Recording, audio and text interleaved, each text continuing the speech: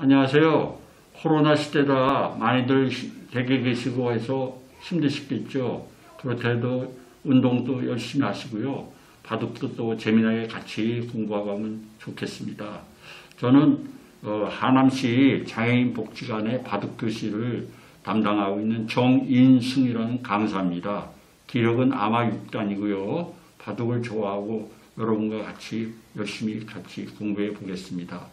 그래서 오늘은 첫날이고 해서요. 바둑이 갖고 있는 기본적인 특징과 기초적인 행마법을 같이 공부해 보도록 하겠습니다. 바둑판에 대한 이해부터 먼저 할 필요가 있어서 준비해 봤습니다.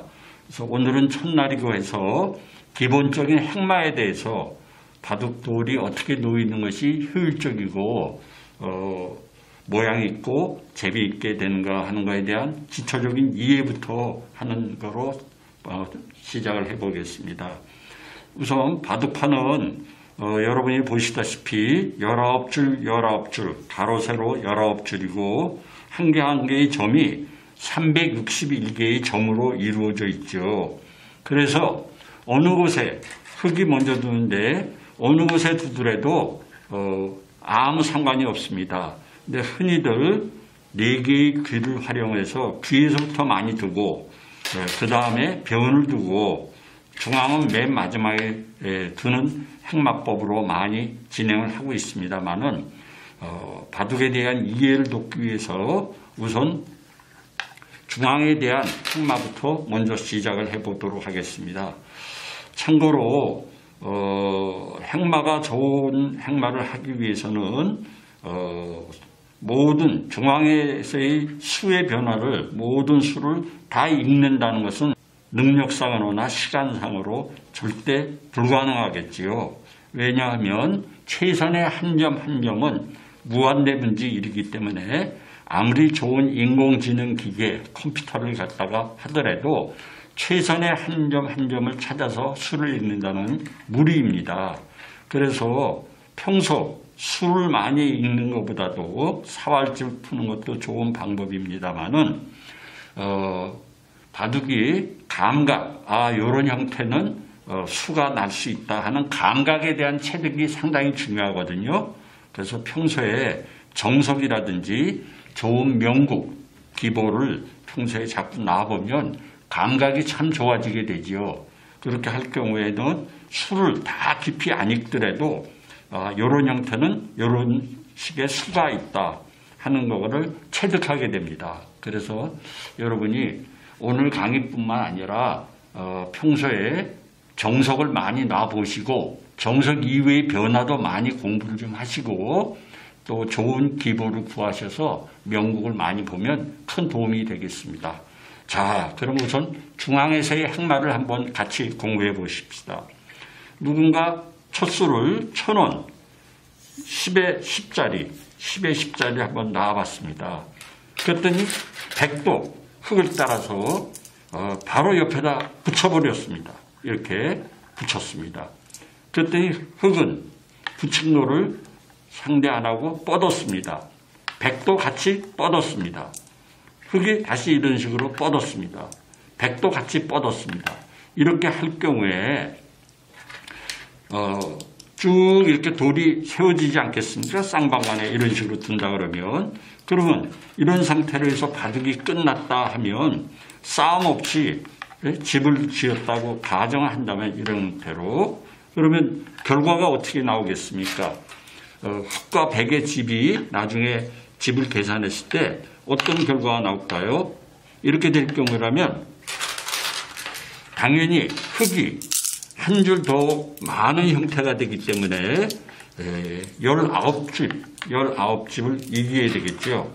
흙의 안쪽 사이즈는 줄이 9줄이고 백의 안쪽 사이즈는 줄이 8줄입니다. 이쪽은 8줄, 이쪽은 9줄. 제가 왜 이 말씀을 드리냐면 흙이 먼저 두면 당연히 유리하죠, 바둑은. 근데 그 효과가 먼저 두는 집의 효과가 싸움 없이 이렇게 끝났다고 가정을 하면 몇 집일까요? 19집의 차이가 납니다. 그러니까 19집 나누기 2를 하면 9집 반이 되겠지요. 9집 반이 흙이 먼저 유리한 형태로 구조가 되어 있다 이겁니다. 바둑이라는 건. 그래서 과거에는 덤이라는 게 없었습니다. 그러다 60년대부터 덤이라는 제도가 많이 활성화되고 그 당시에는 덤이 넉집 반, 그러다 차차 더 치열해져서 5집 반, 6집 반, 요새는 중국의 경우 7집 반입니다. 그리고 몇몇 응창기배 같은 경우에는 8집 반까지. 근데 바둑은 결국은 중앙에 대한 처리가 최종적으로 제일 중요한 부분인데 결국 많은 대국이나 경험치가 쌓이면 덤이 더 많아지지 않을까, 9집 반으로 되지 않을까 하는 생각이 제가 들어서 프로 기사들하고도 이 문제에 대해서 논의했더니 상당히 일리가 있는 얘기다 하는 답을 들은 경험이 여러 차례 있었습니다. 참고사항으로 중앙에서는 이 천원을 중심으로 하는 행마법이 대단히 중요하겠죠. 자, 그러면 그 행마법을 한두 가지 익혀보도록 하겠습니다. 자, 보세요. 저는 바람 깊이 행마를 해야 됩니다. 풍차 돌리기식으로. 흙이 여기 났습니다. 백이 옆에 붙였습니다. 그때 흙이 이렇게 상대 안 하고 뻗었습니다. 근데 백이 같이 이렇게 뻗으면 19줄 지게 됩니다. 그러니까 백은 흙의 경계선을 넘어오려고 그럽니다. 그때 흙이 선택할 수 있는 건 A, 끊는 방법이 있고 B, 이렇게 해서 또 이런 식으로 가는 방법이 있겠죠. 이런 식으로. 그죠? 이런 식으로 또 나가는 방법이 있습니다. 백이 요거는 한 발 앞서갑니다. 한 발 앞서가는 게 대단히 중요한 개념인데 지금 백이 먼저 앞서가고 있습니다. 흙이 뒤따라가고 있고요. 그래서 소위 바둑의 행마에서 등을 밀고 있는 형태입니다. 이렇게 등을 쓰고 요번에 흙이 밀고 있는 거죠. 백이 앞서가고. 그러니까 백이 유리하다 이거죠. 중앙에서 행마법이. 그러니까 여기서 흙이 선택할 수 있는 방법은 끊는 방법이 있고 받아서 안쪽에 행마하는 방법이 있습니다. 그랬을 때 흙의 입장에서는 자기 영역 안쪽으로 들어오려 하기 때문에 그거를 막기 위해서 이 자리를 끊게 됩니다. 자, 끊으면 바둑이랑은 끊어지면 이런 식으로 끊어지면 싸움이 일어나게 돼 있습니다. 자, 그랬을 때 이 싸움 방법이 행마법이 이제 여기서부터 나오기 시작하는데 잘 보세요. 백의 돌이 2개, 지금 백의 둘참 아닙니까? 끊어왔으니까. 백의 돌의 2개를 봤을 때 어느 돌이 더 약한 돌일까요? 2대1로 싸우는데 A일까요? B일까요? 당연히 B가 더 약한 돌이죠. 왜? 이쪽 돌이 더 강하게 버티고 있으니까요. 따라서 이 돌이 약한 돌입니다. 끊어져 있는 이 돌 2개는 요속으로 상대의 돌을 가르고 있는데 지금 당장에 이 돌을 보강을 하면 이런 식으로 보강을 하면 당장에 이런 식으로 단수를 해서 소위 말해서 축, 연속 단수인 축이 일어나게 돼서 죽게 됩니다. 이쪽에 와서. 따라서 백은 여기를 보강하면 안 되고 이쪽 돌을 보강을 해야 됩니다. 자, 보강을 하더라도 A, 일로 보강하는 방법이 있고 저기 강한 2개가 있는 이쪽으로 보강하는 방법이 있습니다. 그러면 당연히 보강의 방향도 상대 돌이 약한 쪽인 이쪽으로 보강을 해야죠. 돌의 방향이. 그래서 중앙에서의 지금 돌의 흐름과 방향을 유심히 잘 보세요. 그럼 백은 당연히 이 돌을 보강을 해야 되는데 일로 보강하는 것이 아니고 일로 보강을 하는 겁니다. 이 돌, 약한 돌에 대해서 좀 더 영향을 미치기 위해서.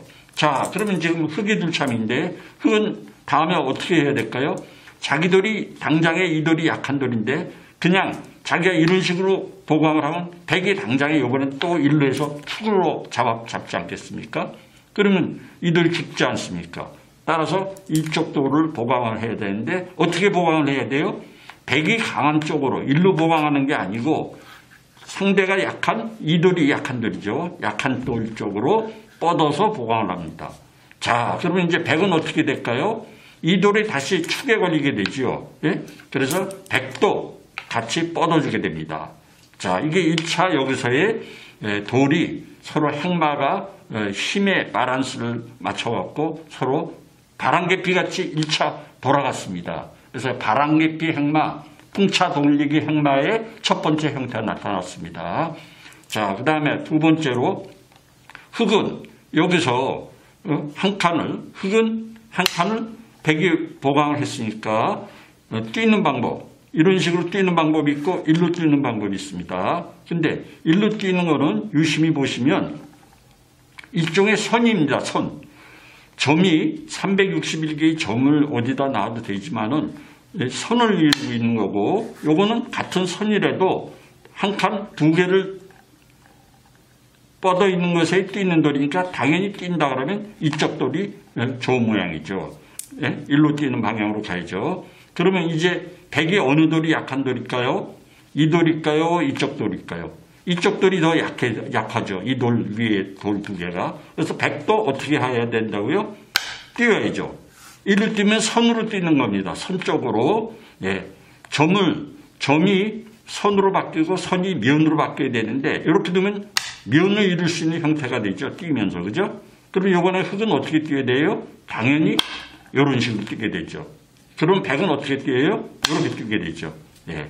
그럼 요게 2차 중앙에서의 두 번째 바람개피 풍차 돌리기 형태의 행마가 나왔습니다.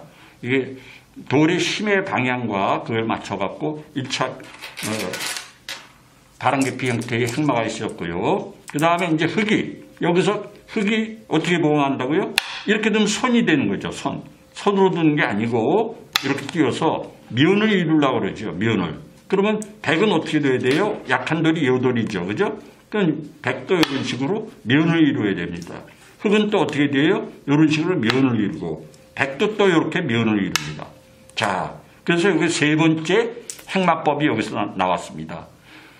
점이 선이 되고 선이 면을 된다. 그러니까 선을 공간으로 자꾸 만든다. 공간을 만든다는 것은 소위 말해서 안형을, 눈을 만든다는 거죠. 두 눈을 내야 되지 않습니까? 두 눈을 내기 위한 안형이 풍부해진다는 거죠. 그래서 중앙에서의 이 기본 행마법을 자꾸 연습을 하시면 바둑의 형태가 굉장히 좋아집니다. 그래서 바람개피, 풍차 행마법은 책에서는 이런 행마법이 안 나오는데 바둑판이 갖고 있는 구조적인 특성에서 체득된 결과물입니다. 근데 무수히 많은 프로기사를 포함해서 많은 분들하고 바둑을 두면서고 바른 행마법으로 인정받은 행마법이니까 여러분 같이 좋은 명국 정석 공부하듯이 중앙에서의 기본 행마법으로 익혀보십시다.